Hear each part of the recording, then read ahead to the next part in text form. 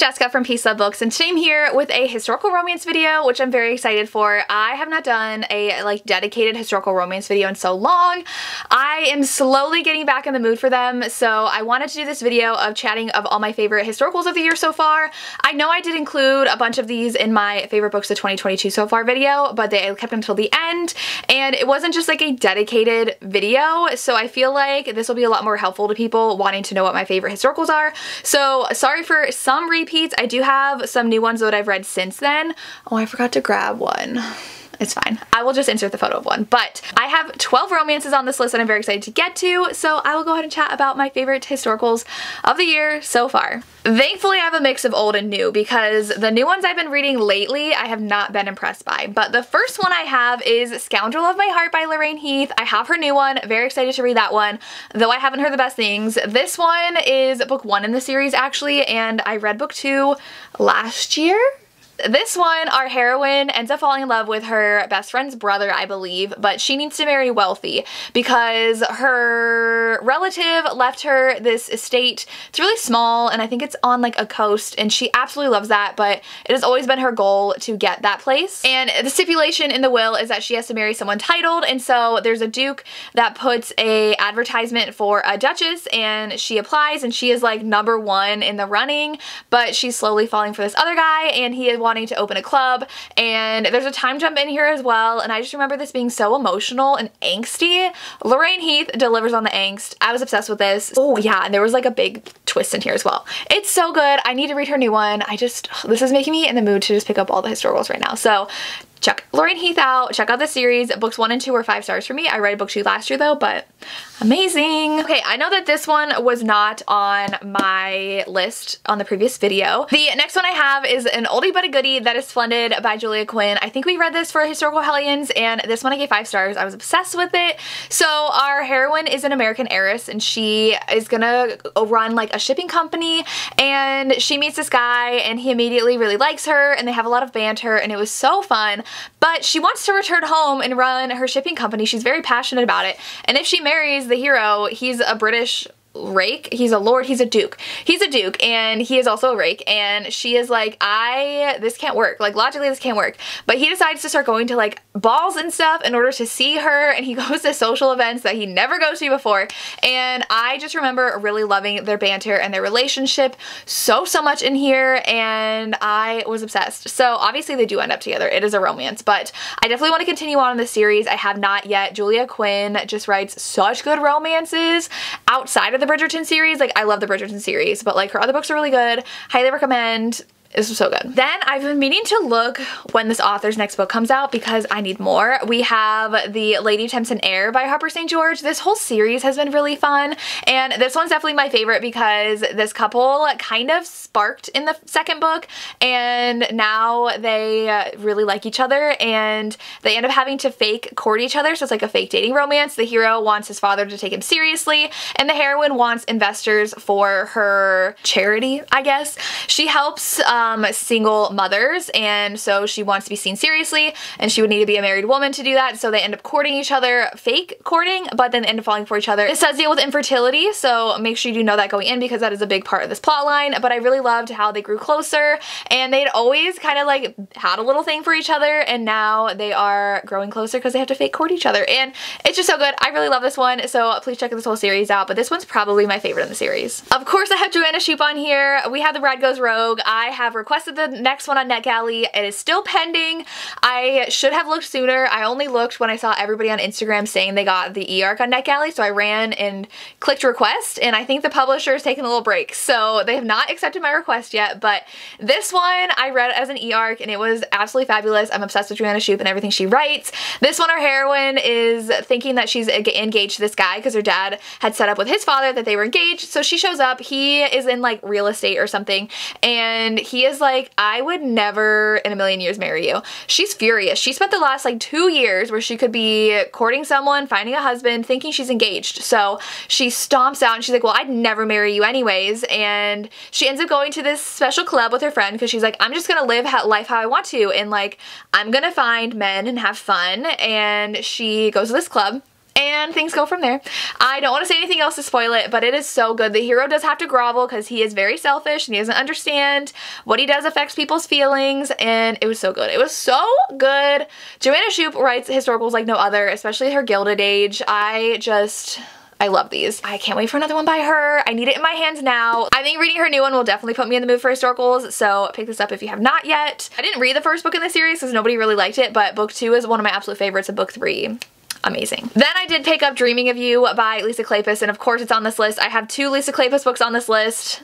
I have to get through the rest of her backlist, but this one was as amazing as everyone said it was. I really love the beginning because our heroine is a writer and she is trying to have some experience. She goes to this gambling den and gets in trouble, and Derek Craven is there to help her, and the romance goes from there. I already want to reread it because I need to remember the details that I've forgotten since I've read it, because I just remember that giddy feeling of how amazing Derek Craven was and things that he like kept of hers. I don't want to spoil anything, but this was so good. He gets mad at her for doing things and getting into precarious situations, but I really enjoy this one and everyone should read it. It's amazing, and I do have the original setback cover. It's super pretty. Another old school historical that I ended up loving is Night Secrets by Kat Martin. In this one, our heroine is running away from home because she is in a very bad situation, and she knows the ship captain and she's very intrigued by him, and so she climbs onto his ship. He is absolutely furious when he finds her and demands that they take her back, but then he gets into a ship accident and loses the use of his legs and becomes a recluse in like England, like the countryside of England, and his brother ends up tracking her down to come and help him recuperate and find his will to live again, because he is like, if I don't have the sea, I have no purpose.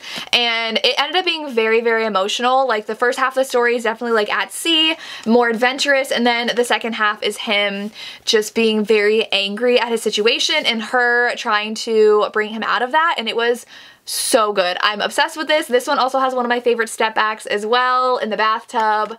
I love this. I'm very excited to read more Kat Martin. Then I have my next Lisa Kleypas, which I have, but it's like behind a bunch of books, and that's Love in the Afternoon. This is so good. It's an epistolary romance, which means that they are writing to each other and falling in love, but the heroine is not using her name. She is writing to our hero under the name of her friend, and her friend is supposed to be writing to him. She got bored, so our heroine decided to. She's very eccentric, loves animals, and is not really taken seriously by people, and so the hero returns from war, very wounded emotionally, and has PTSD, and he just has his dog and he's trying to acclimate to life again, and he's like, oh, I have this woman at home, I'm gonna marry her.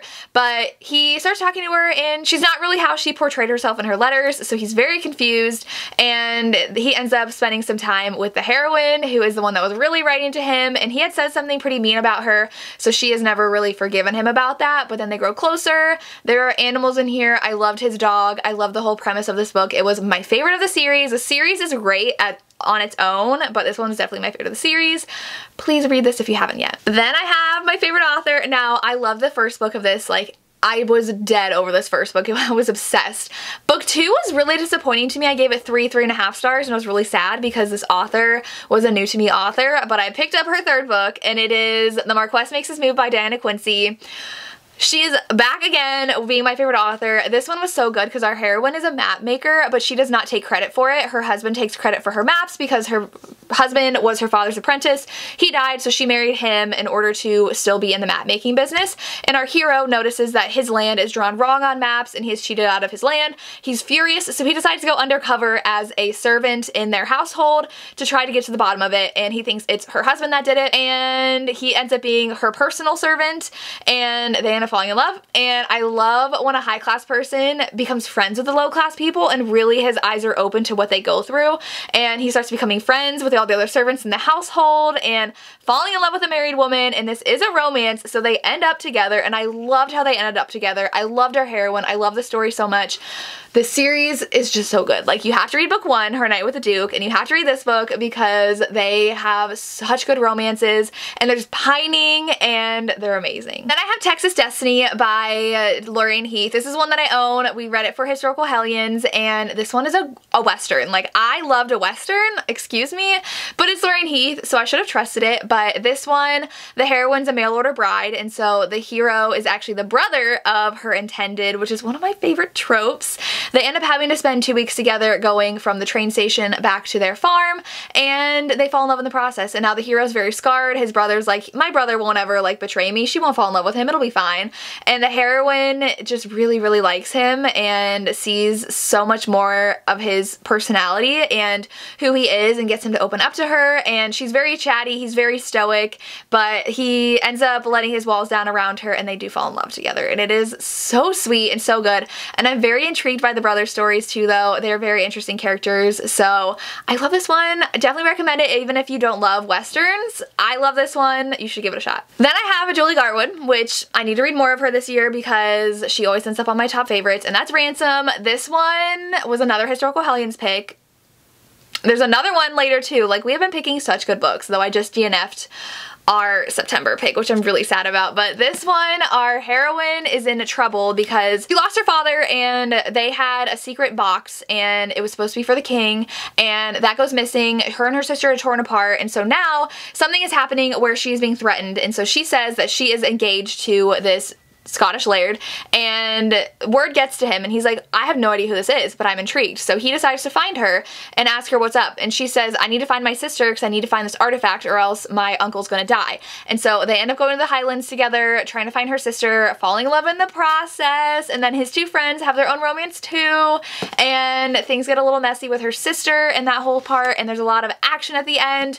And it's really funny because she is English and he is Scottish, and there is so much animosity between those two people.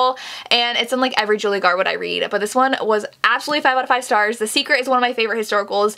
This one is amazing as well. If you have not read Julie Garwood yet, please pick her books up. Then I also have this book over there, but I didn't grab it. A Whisper of Roses by Teresa Medeiros.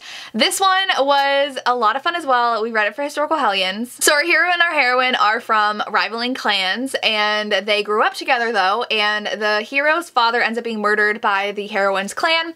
So her father, as repayment, says, I'm so sorry for what happened. Take all these things and take my daughter to marry and we will have an alliance. And the hero is like, I'd rather have 10 more chickens than take your daughter. And the daughter is so angry. So there's a lot of animosity between them, but they end up getting married, and the hero obviously really likes her. He just says that to like get a rise out of her, and he's very patient with her. He will not sleep with her until he has her 100% consent, and she's worried about that. And so it takes forever for them to finally give into their feelings, but the buildup is so worth it. I think it's really refreshing having that kind of hero in an old school historical romance.